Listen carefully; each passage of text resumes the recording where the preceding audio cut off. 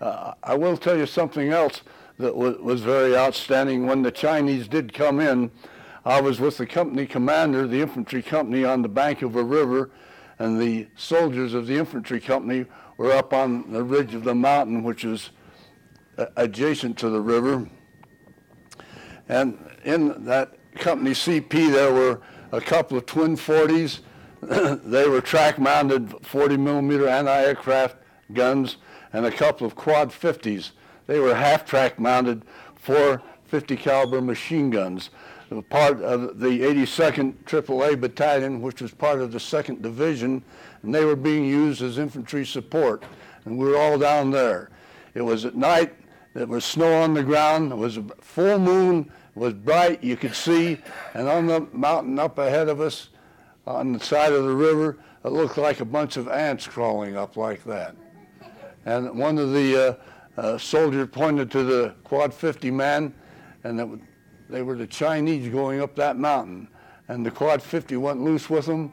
There weren't any more ants crawling up the mountain. I don't know where they went. Hopefully they were killed, but I don't really know.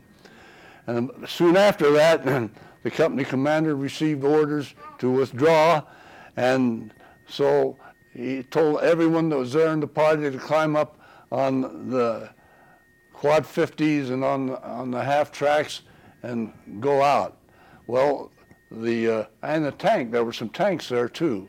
Well, the tank I climbed up on, and if it was nowadays, I'd have to have an extension ladder to get up there, but I was able to climb up in those days.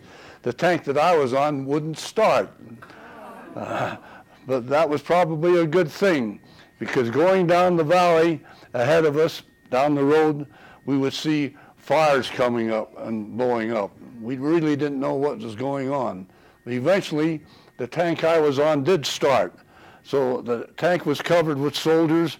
About 3 of my FO party were on it with me, and then some people from the infantry. And we went down the valley, and as we went down the valley, there were flashes of light coming to us.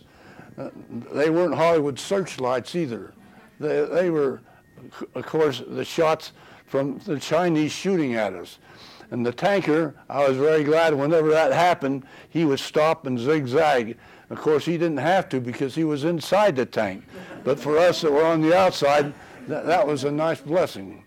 And as we were going on down the road, or not the road, he would not go on the road. As we were going down, why one of the men on the back of the tank apparently got shot because he just rolled off like that on the ground. So foolishly I said, let's get him, we're not going to leave him here. Come on, let's go. And guess who went? It was Ish. No one else went. But the men on the outside of the tank were able to communicate to the driver. He stopped and then backed up to where this guy was on the ground, and someone jumped off the tank and helped me lift him back on. It was a good thing someone was helping because I could never done it myself. Afterwards, there was blood on my hands, I know that. I don't know whatever happened to that soldier. But then he decided that he could not go down the valley and avoiding the roads, so the tank started heading down the road, and then I found out what all these fires were. They were the quad 50 that had been caught by a rocket or something ahead and was burning up, and then a twin 40 on fire. And we went by them, and about as we went by them, I was standing on the right-hand side of the turret, holding on. There was a great big explosion underneath my feet. I don't know what. Thankfully, the tank kept on going. And shortly after that, over on the left-hand side of the tank, there was a Chinese man come running up. I had my pistol. I don't know whether I went across like that, holding on with the tank and crossing, or whether I fired with my left hand. But I emptied my clip at him, and he didn't even hiccup. He didn't stop or anything like that. He put an explosive charge under the tank track.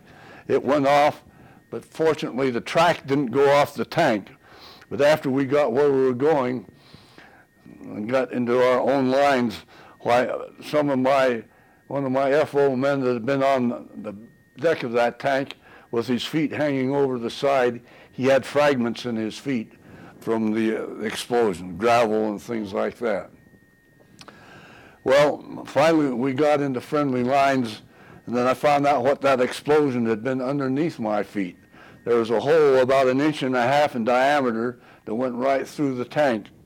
It had been a heat round, high explosive anti-tank, which of course they're shaped charges, and they're like a welding torch.